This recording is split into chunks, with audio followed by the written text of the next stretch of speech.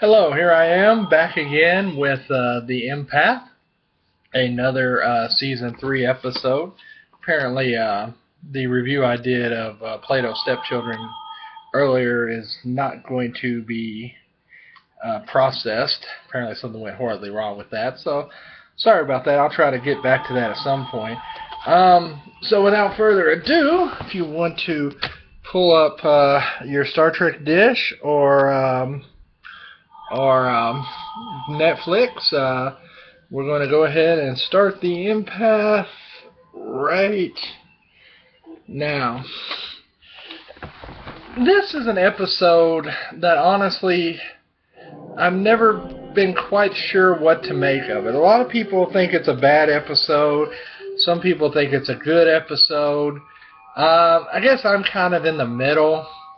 I'm kind of interested to see what the enhanced effects are for this episode, because there just weren't that many effects in the show to begin with. This was a show where they were definitely trying to save money, and actually most of the show takes place on a unlighted sound stage. So there are very little actual props in this episode. This episode was actually written by a woman named Joyce Musket. She was actually a fan of the series, and she is one of only 4 fans who actually have a script bought for the original series. It would kind of happen later on with other Star Trek series. For a long time, Star Trek Next Generation, Deep Space Nine, and Voyager were one of the very rare shows that you could sell a script to without actually having an agent. So this was a case where a fan had actually sold this one. Apparently, it was actually very similar to a episode of The Outer Limits in 1963, which if you haven't seen The Outer Limits, it's a really good science fiction series anthology of the 50s and 60s. Not as good as The Twilight Zone, but still pretty good stuff. So this was actually bought, a script bought from a fan. And this is actually, I found out as I was trying to read up a little bit on this episode before we watched it, found out that this was actually DeForest Kelly's, who plays Leonard McCoy, Bones McCoy. This was actually his favorite episode. And I can actually understand that, because they actually gave him the most to do. But it's just a very bizarre episode. They come down to this science station, and they're seeing what transpired through video surveillance of the 2 men who were there, and they just disappear somewhere. And so now, after they figure out what happened to the other people, they hear this really, really loud whining noise.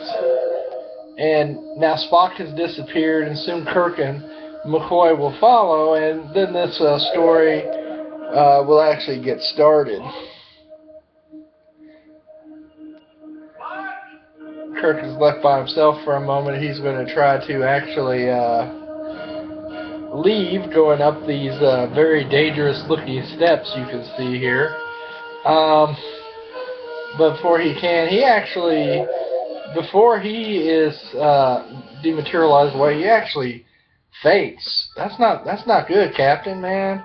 That's not how you show your toughness there. But like I said, I can kind of understand why DeForest Kelly would say that this was his favorite episode. Because honestly, this is probably the episode that they gave him the most to actually do. He'd always been, he had been in most scenes during this series, but a bit of a background character to both Kirk and Spock. So in this episode, it's one of the few instances where he's actually front and center with Kirk and Spock, and actually has a bigger role in this episode. Now, this episode actually ends up being fairly controversial. It was actually one of about 5 episodes that the BBC in Great Britain refused to air because of its subject matter. they thought that it showed too much torture. Other episodes that they felt did the same thing, that they would not show in the uh, late 80s and early 90s, were Miri, Plato's Stepchildren, which sadly I guess we won't be seeing my commentary on that. This one. Apparently the British were kind of squeamish about showing torture and sadism. That was their concern. So here we open up. We got Kirk, Spock, and McCoy. Spock has his tricorder out. He's trying to figure it out. They are in darkness. This is just, like I said, to save money. They are on a undressed sound stage. And I think that's probably what's off-putting to the people who don't like this episode. So they got their phasers out, and they're walking around in the dark. And the light's fading in and out on them. It's actually a very interesting effect. And they come across what looks like a couch here in the darkness here. And on this fancy space-age couch, they find a woman who seems to be unconscious. Now, her name is Gem, G-E-M, though she is not truly outrageous. She is an empath, and she's also mute. So, you know, she'd be fun to have around.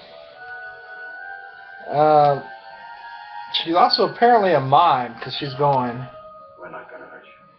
waiting for her to try to get out of the box or something here. Kirk tells her he's not going to hurt her while he holds a phaser at her. Not the most peaceful message there, Kirk. They do know that she's obviously not indigenous to the planet. Of course, I don't know why they're even making the assumption that they are on the planet. They were, after all, transported away, and through Federation science, they know that, you know, a transporter can at least take you off the planet into orbit. So to make the assumption that they're on the planet, not good work, Spock. Not good work.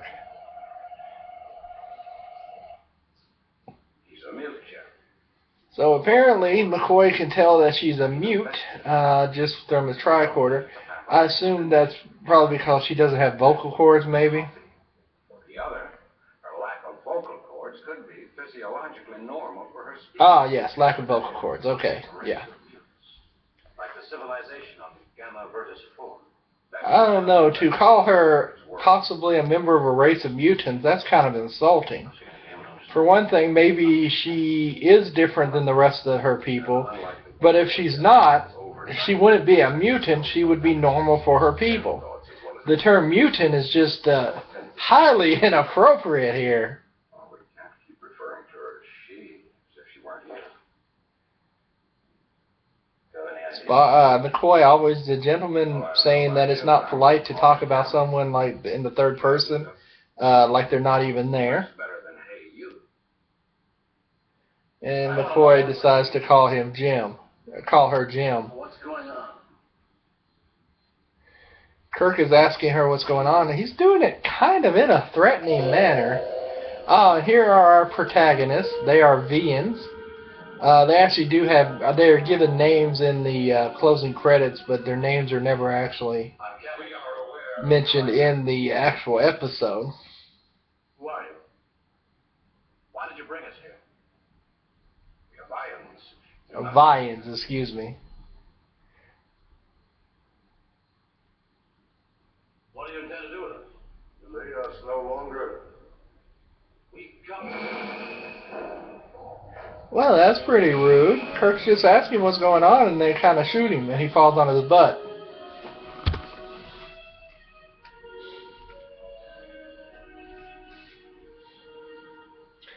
He gets up, walking back over. Must also know that we come in peace. Our prime directive specifically prohibits us from any interference. And once again, as Kirk is speaking of coming in peace, he is pointing his weapon at them. they are not impressed. They make it disappear, and now they're placed in the rainbow jail.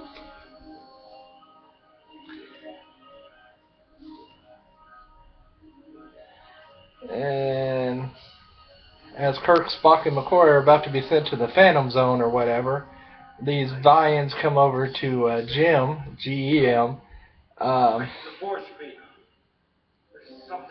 and they seem to be probing her.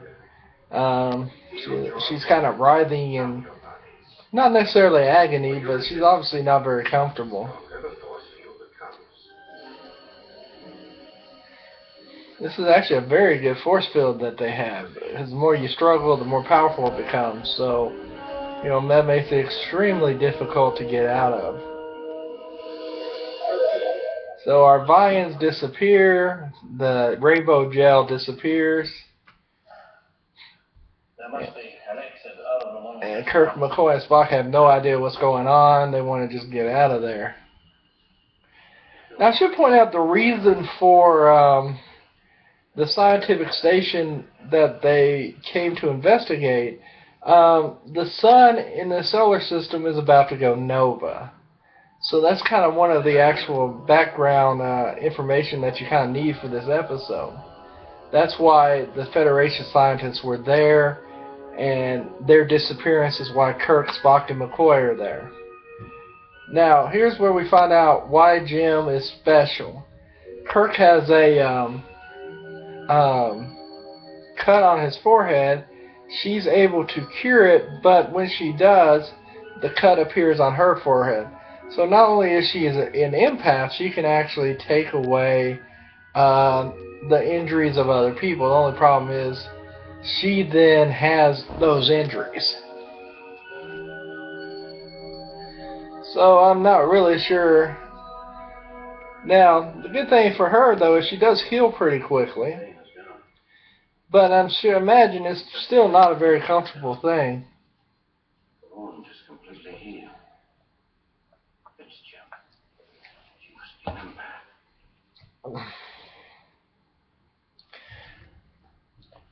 I think McCoy is using the term empath wrong there. Later in Star Trek, you know, we have empath to mean the ability to understand what other people are feeling, not the ability to actually take away people's injuries. I don't think that's empathic ability. I think that would be something else. Give no indication of them being out there. Well, they're there now. Let's go check them out. Staying here alone could be dangerous. Come on.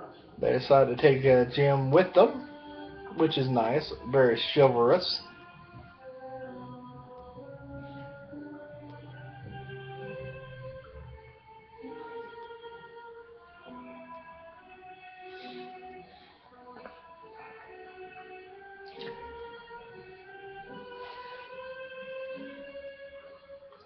A lot of walking around in this episode, and they're walking and they come across a computer and some modern art, and they're walking and walking.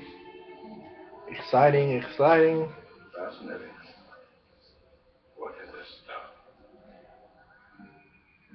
They seem to be impressed with computers that frankly look less sophisticated than what they have on the Enterprise. But again, I'm sure that's a budget limitation. I'm sure these components were supposed to be more impressive. Bones. Spock, come here.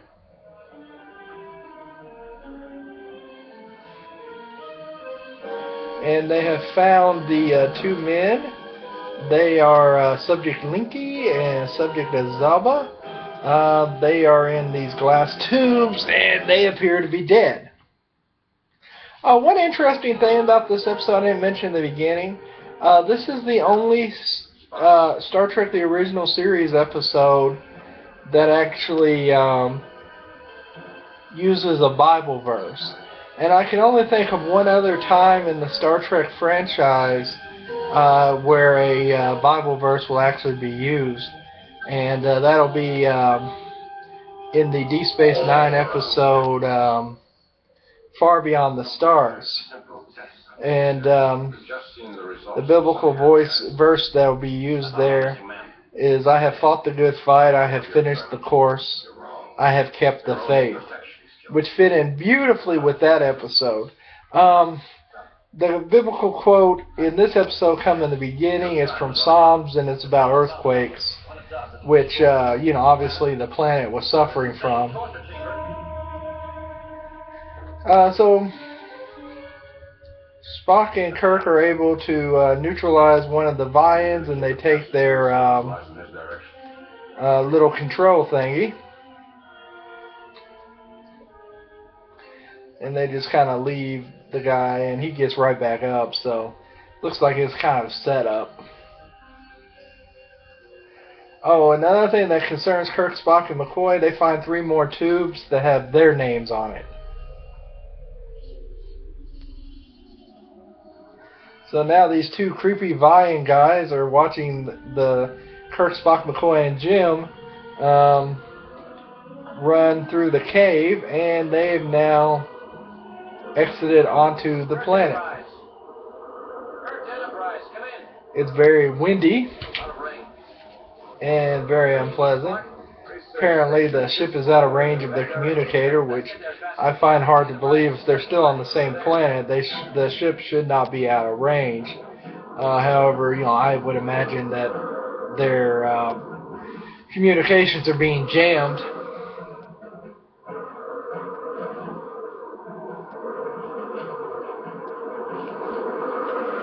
So here they are. They're walking, they're rocking. Jim is having trouble keeping up.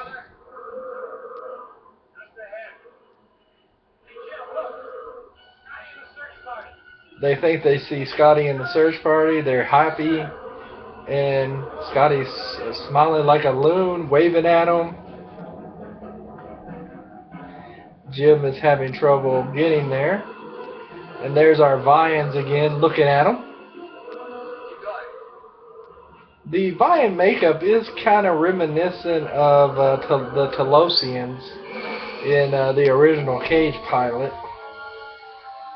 Kirk decides to run at him, and they shoot him with apparently their slow motion ray, where Kirk is going running in slow motion, and then he falls. Again, not impressive, Kirk, not impressive.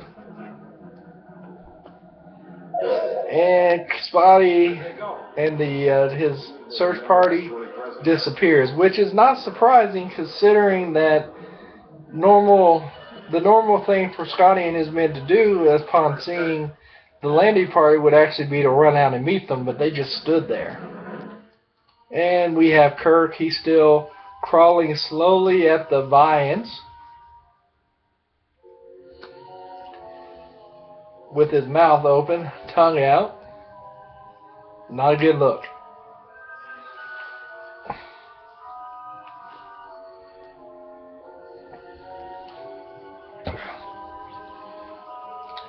And he's going unconscious.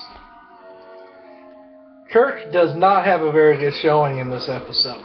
Not at all. And McCoy and Spock and Jim come back to Kirk.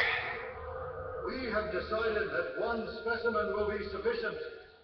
You will come with us. What about the others? We have no interest in them. They may go. So Kirk is given the choice here where they can, that if they take him, he'll let the rest of them go. And of course, Kirk being Kirk says absolutely, even though he knows that, something bad is very likely to happen during this experiment. Obviously, these Vians are some sort of sadistic scientists. I think perhaps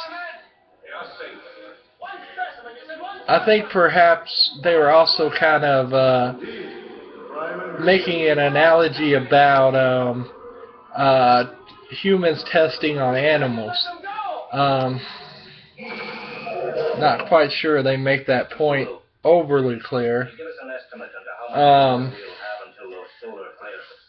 So Kirk agrees to be their specimen, and McCoy and Spock and Jim all disappear. Kirk is naturally upset, but he says they're safe, and then they make him disappear. The Enterprise is unable to enter orbit because of plot science. We might as well relax until the storm passes. So Scotty's just going to chill. Pretty soon I'm sure he'll call down for a bottle of scotch. He'll just kind of hang out until they can do anything. It's not likely. The planet's atmosphere will give them ample protection. Yeah, he doesn't think the Handy Party is in any danger. And now we see what's going on to Kirk, and I can kind of understand why the BBC were such pansies. You got a shirtless Kirk. He is being held up in chains, and apparently they are torturing him while they make the girl Jim watch. Apparently, William Shatner did not shave his armpits for this episode. Their own fears killed them. Well, what did you expect from them? Maybe we got some early 50 Shades of Grey going here. I don't know. Your passions. Engage your capacity to love others. Now we want you to reveal to us your courage and strength of will. So apparently what they're trying to test from Kirk is his courage and strength of will. And apparently the way you do that is by inflicting torture on somebody. These guys are jerks. If you live, you will have your answer. That's ominous. Kirk says why, and then they say, well, if you live through this, we'll tell you. And more torture. As Jim watches, and she feels really bad for Kirk, but she's not doing anything about it.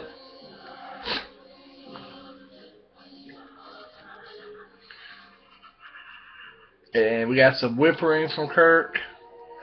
Again, Jim is upset. And here we got McCoy and Spock trying to figure out what's going on. Of course, their main interest is saving Kirk. And Kirk and Jim are teleported back, and Spock and McCoy are put in rainbow gel again. See, rainbow gel. Kirk is obviously in pain. Jim can take away that pain. But she doesn't necessarily want to feel all that pain. And I think that's understandable.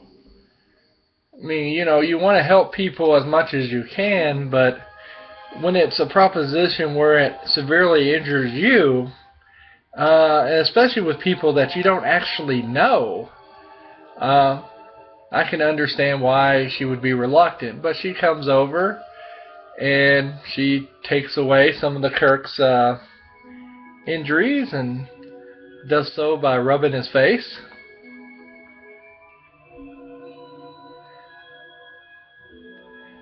And soon Kirk will be all better.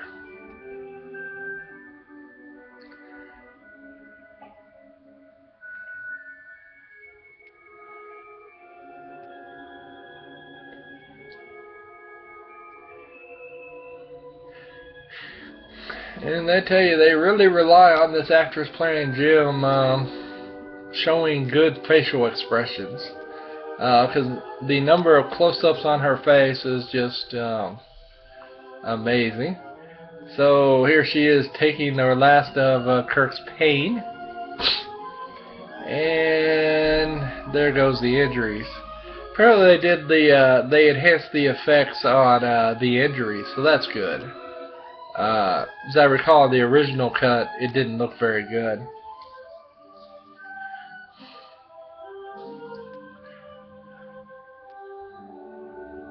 So she takes the pain, and then she's able to heal now too, but it is a very, very taxing experience, and she collapses.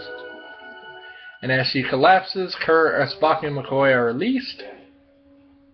You lie still, I'll check her out right away.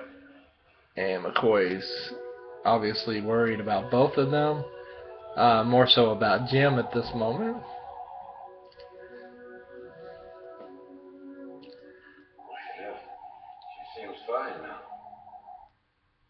Explain what happened. Complete empathy. She must be a totally functional empath. Again, I'm not sure they're using the term empathy correct here, but we'll go with it. Sweet, I could feel it. Is her life in danger? Well, it's impossible to say yet, but supplying your body with life support did drain her. Her withdrawal seemed to suggest the fear of death, Doctor. Only your urging. See, so here now they realize that while Jim has the ability to save them when they're injured, it does take a toll on her, and there is probably at some point where injuries would be so severe that they would actually kill her. And Spock points out that's probably why she was reluctant. And, you know, again, like I said, I think that's understandable. These are people who, while they may seem very nice, she doesn't know them. I can't remember. Take it easy. What's the matter with me? All the symptoms of the bends. Nitrogen bubbles in your blood cause the pain. Now, how would one get the bends down here? You'll have to ask the Vians. Will I live? Well, you could use some time in a decompression chamber. But otherwise, I'd say your recovery's just about miraculous. I wish I could. Apparently they gave him the bends, which, you know, if anyone's familiar with deep sea diving, that's a major concern for those folks. Here from the Vians laboratory. Spock, why do you have to get so analytical? No, he's right. Continue. I conclude that such a light is an energy transfer point linking this device to the power source. Can you tap into it? So you got a little bit of friction between Spock and McCoy, because McCoy is more concerned about the health of the captain and Jim, but Spock is acting logical, and is fortunate that someone is. And here are the ugly Vians again. You are responsible for the lives of your crew. Is this correct? It is. We find it necessary to have the cooperation of one of your men in our efforts. We will not cooperate. When we resume our interrogations, you will decide. So now they're calling them interrogations. No, that's not interrogation, that's just plain torture. Interrogation is where you are trying to actually gain information. You are just sadistically torturing people. There's a difference. So here's the choice Kirk is given, and it's just the worst possible choice for Kirk. Either Spock or McCoy will have to go be the next subject, and Kirk has to choose. There's a really good chance that it will kill McCoy, but there's virtually no chance that it will kill Spock. However, it would probably leave him brain damaged. It's just an absolutely impossible situation for Captain Kirk, and it's something that's obviously bothering him. Some men spend the majority of their lives in mines beneath the surface. I'm a doctor, not a coal miner. I've recorded my... And of the many things that Leonard McCoy is not, he is not a coal miner. There's sufficient data for you and the captain to complete the adjustments. I'm not a mechanic. See, obviously Spock believes that Kirk should choose him, which makes sense because, you know, Spock is willing to die for his shipmates. Then that's something that he, of course, proves in Star Trek II, The Wrath of Khan. McCoy, on the other hand, thinks that Kirk should choose him because he is also willing to die for his friends. If and when it becomes necessary. Kirk, however, has to make this decision.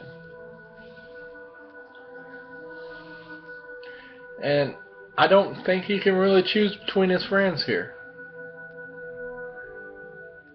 I don't need. I'm still Chief Medical Officer Enterprise. I'll tell you what you need when you need it.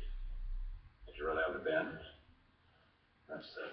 Slide down. So McCoy just gave Kirk a shot, and he is now unconscious. Meaning that Kirk will no longer be the one making the decision. Bends, he's in pretty bad shape. I'm not criticizing your action, Doctor. On the contrary, I'm quite grateful for it. Now Spock says he's in command and he chooses himself. The decision will simplify the situation considerably. How? While the captain is asleep, I am in command. When the Vians return, I go with them. I mean, if I hadn't given him that shot... Precisely. Choice would have been the captain's. Now, it is mine. So Spock is grateful that he now gets to decide who goes, and he will choose himself. This is not what McCoy intended right here.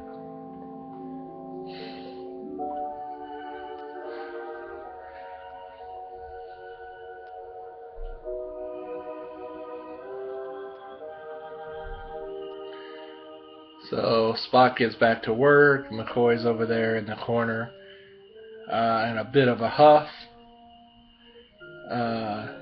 Jim is now touching Spock. I guess they're kind of sharing some thoughts. She's kind of smiling. Not sure what's going on with that. Ooh, McCoy's up to something here. McCoy hates losing an argument. So he decides that he is going to give Spock a shot. Spock is not happy. Unethical. My decision stands. So Spock is unconscious now. The way people fall unconscious in the 60s is not very good. Choice has been made. And here are the Vians. You stay here with my friends. They'll take care of you. Again, I think this is the reason DeForest Kelley probably liked this episode the best. Is he's given the most to do. He forcibly makes it where he is the one who is going to be taken to be tortured. He does this willingly to protect his friends. This is the Bones character in a nutshell. I wonder if the Carl Urban Bones would do the same in the JJ verse. I don't know. Please understand that if there was any other way... So DeForest Kelley is up in the same shackles as Kirk was, yet he is, they left his shirt on. So I guess poor D. Kelly was not a sex symbol like Kirk, so they just kept his shirt on. So now they're torturing him. Again, they're not asking him any questions, they're just torturing him. I was convinced in the same way you were. So Kirk and Spock are both away. Kirk is upset that Spock let McCoy go. A most unusual device. It is a controlled unit. Spock's still working on his control unit. Obviously now the concern is they really want to go and they want to save their friend. It is activated solely by mental commands. Can you adapt it, reattune it to fit our brain pattern? I shall attempt to do so. However, it is not possible to adjust the control to fit more than one pattern at a time. I am, of course, most familiar with my own pattern. Therefore, with your permission, I do whatever you have to do to make it work fine. So apparently Spock thinks that he can make this remote control mind thingy work. Spock is good. He might be able to do it, though. That seems like this would be something even beyond him. The only logical assumption is that they wish to let us go. And they keep McCoy. That is evidently their intention, Captain.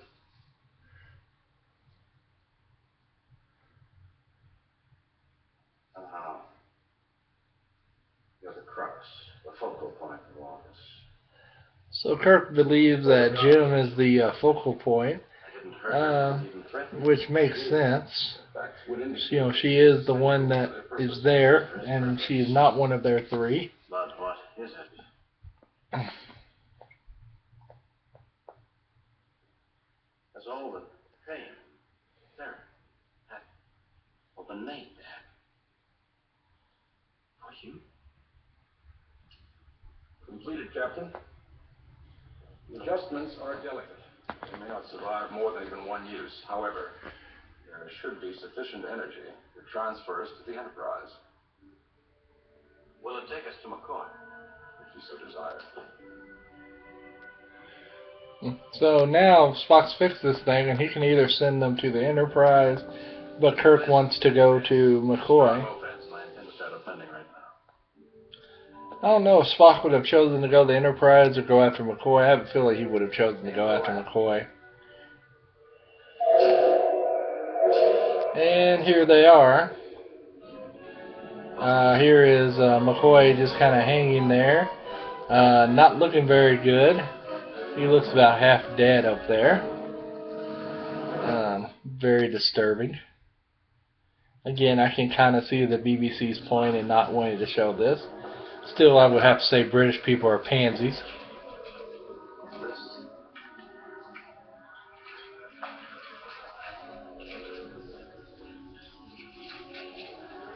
So McCoy is just in really bad shape here. And now we're going to finally get to the whole point of this thing. McCoy is close to death. The only thing that can probably save him now is actually Jim. Evidence of massive circulatory collapse. But McCoy is in such bad shape that if Jim saves him, she will probably die herself.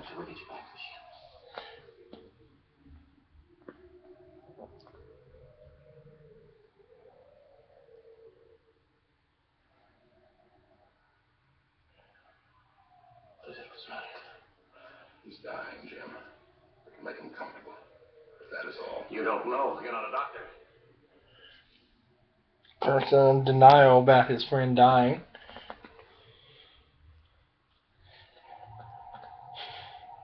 Internal injuries. Bleeding in the chest and abdomen. In Star Trek II, Captain Kirk says that he has never faced death, that he's cheated death. I don't think that's true. I think that he faced the death of himself and his friends on numerous occasions during the original series, and this is one of them. So, I think death was something he was actually familiar with. Did he usually cheat it? Absolutely. But he definitely faced it. Correct medical phrase.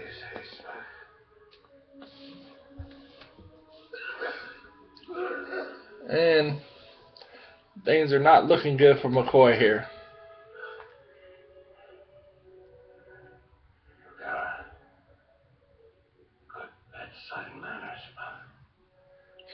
You know McCoy's dying when he says something complimentary to Spock.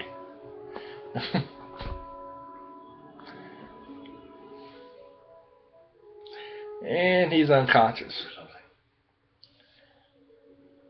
I'm afraid not.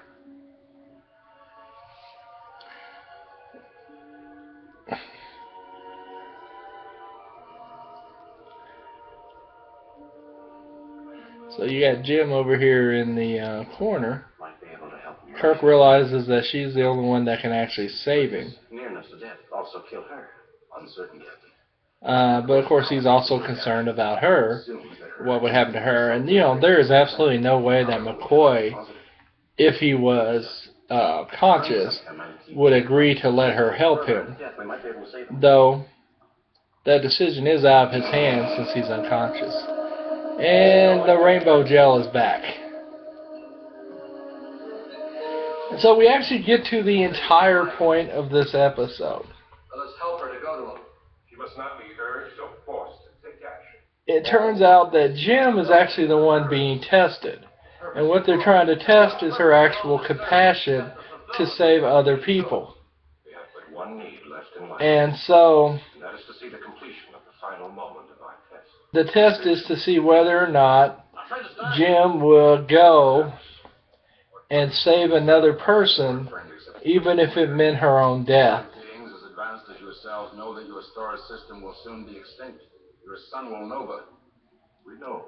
And you also know that the millions of inhabitants on its planets are doomed. That is why we are here. This arena of death that you have devised for your pleasure, will it prevent this catastrophe? No, it will not. But it may save Jem's planet. Of all the planets of Panara, the power to transport the inhabitants of only one to safety. If Jem's planet is the one that will be saved, we must make certain beyond any doubt whatsoever they are worthy of survival. So basically the whole point of this is the Vians have the ability to save one of the planets in the solar system. and they think that perhaps Jim's planet could be saved.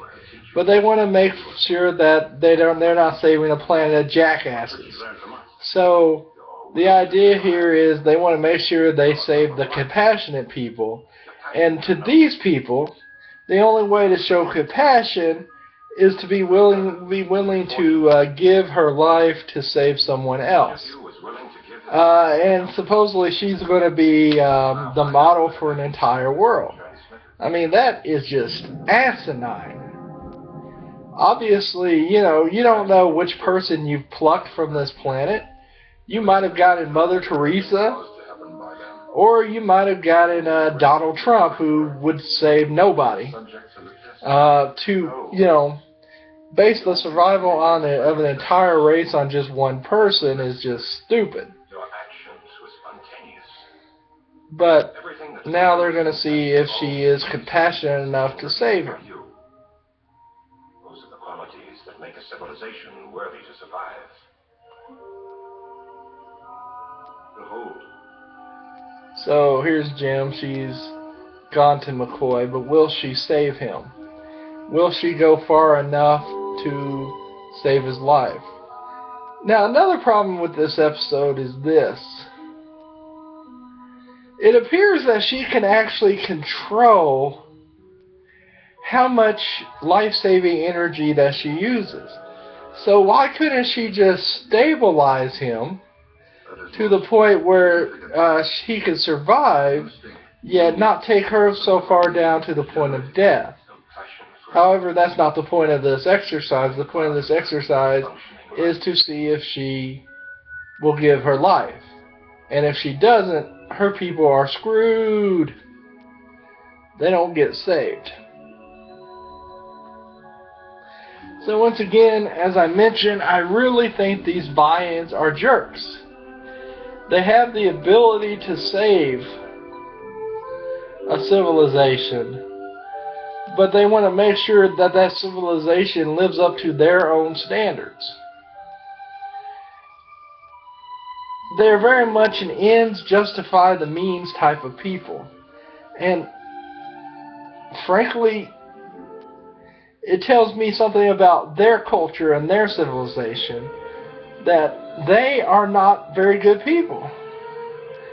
Because good people do not resort to maiming and killing to try to make a point about compassion.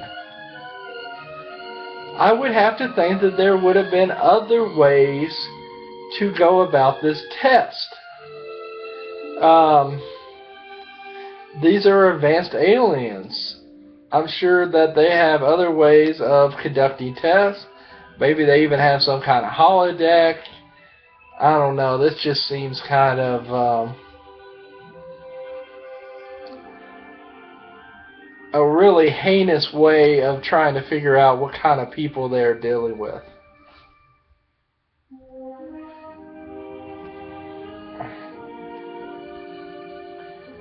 So now Jim is actually at a point where she looks like she has stabilized Dr. McCoy, but she still hasn't quite gone the entire way.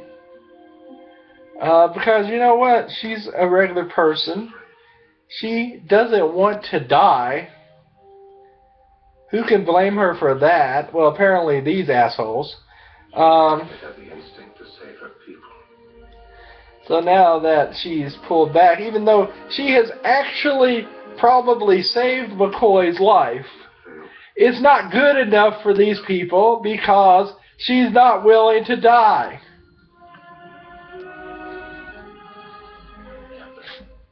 Dr. McCoy's life is not solely dependent on Jim. The Lions, too, must be capable of saving his life. True. Then you cannot let him die. His death is not important. And again, Spock makes a good point that even if at this point McCoy could still die, obviously these jerks have the power to save her. But they won't because they don't give a shit about, they don't give a dang about McCoy's life because they're trying to prove how compassionate they are. Again, this is something that this is kind of a logical fallacy of this episode. You have this group of people who are willing to kill in order to prove whether or not another race is compassionate. I don't know if that tells us if Jim's race is compassionate or not, but it sure does tell us that the Vians are anything but compassionate. Are you here? Yes, boss. Let her touch me. Now, I don't know if the Vians meant that they could save themselves plus Jim's race, but if they can only save one race, I hope they're picking someone other than themselves. And see, and here's another thing that they're not taking into account here. McCoy does not want her to save his life at the expense of hers. He's training us. Another compassion, that's another part of compassion, is to actually honor the wishes of other people. In this case, it's McCoy's compassionate belief that she should not give her life for him. Yet these Vians do not understand this. So Spock is able to get out of rainbow jail. They don't know that he's coming up. Spock apparently touches one of the Vians and it causes Kirk's rainbow gel to go down.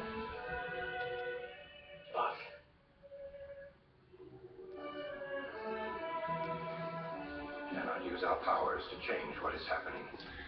You can't use your powers to change what's happening. You caused it to happen. We will not. Stop being a jerk. Her instinct must be developed to the fullest. Oh, her instinct must be developed to the fullest, huh? It is complete. Jem has earned the right of survival for her planet. She offered her life. To offer is not proof enough. Death is all you understand. Again, it's enough to offer because McCoy doesn't want her to give her life. We will not leave our friend. Lost the capacity to feel the emotions you brought Jem here to experience. Don't understand what it is to live. Kirk is absolutely right here. They're trying to prove that some race is compassionate while they've lost the compassion themselves.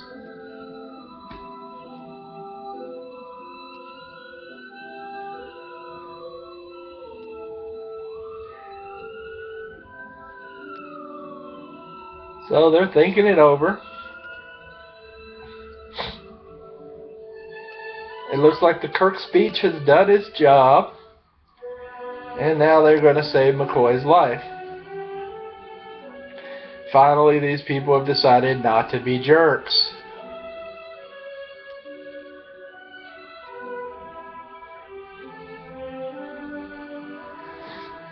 And they pick up Jim, and looks like everybody's happy. I guess Jim's race gets to live. Because why not? Farewell. At least we assume that's what's happening because the two aliens and Jim leave. Instead of just disappearing, they just kind of float into the background and get smaller. Not the technique I would have used there. And now you have Kirk and Spock back on the Enterprise bridge. What is puzzling you, Captain? I'm not puzzled, Mr. Spock. I'm awed. I'm with you, Captain. She awed me. And Kirk is in awe of Jim. I was thinking of that fantastic element of chance that out in limitless space we should come together with Jim. Captain, the element of chance can virtually be eliminated by a civilization as advanced as the Vians. Not to dispute your computer, Mr. Spock, but from what little you've told me, I would say that she was a pearl of great price. What, Scott? You not know the story of the merchant? The merchant, who, when he found one pearl of great price, went and sold all that he had and bought it. Yes, she was all that. But whether the Vians bought her or found her makes little difference. She was of great value. Well, personally, I find it fascinating that with all their scientific knowledge and advances, that it was good old-fashioned human emotion that they valued the most. Perhaps the Vulcans should hear about this. Mr. Spock, can you be prevailed upon to bring them the news? Possibly, Captain. I shall certainly give the thought all the consideration it is due. Now, normally they do a really good job of these, what you would call tag conversations on the Enterprise. I'm not sure this one really makes much sense. First they're talking about chance, and then Spock points out that the Vians can pretty much eliminate chance because they're advanced. Then all of a sudden they're talking about pearls of great beauty, and then McCoy takes the opportunity to take a shot to Spock about emotions, and for some reason Scotty jumps in, and I don't know, it's just a conversation that doesn't really seem to make a whole lot of sense in relation to the episode that we just watched. It would have been better to talk about the ethics of testing people, or something like that. It just kind of feels like a mixed opportunity. Again, what do I think of this episode? It's kind of hard to say. Would I consider it a bad episode? No. Can I consider it a good episode? No, it's got too many problems for that. Is it Star Trek? Is it watchable? Absolutely.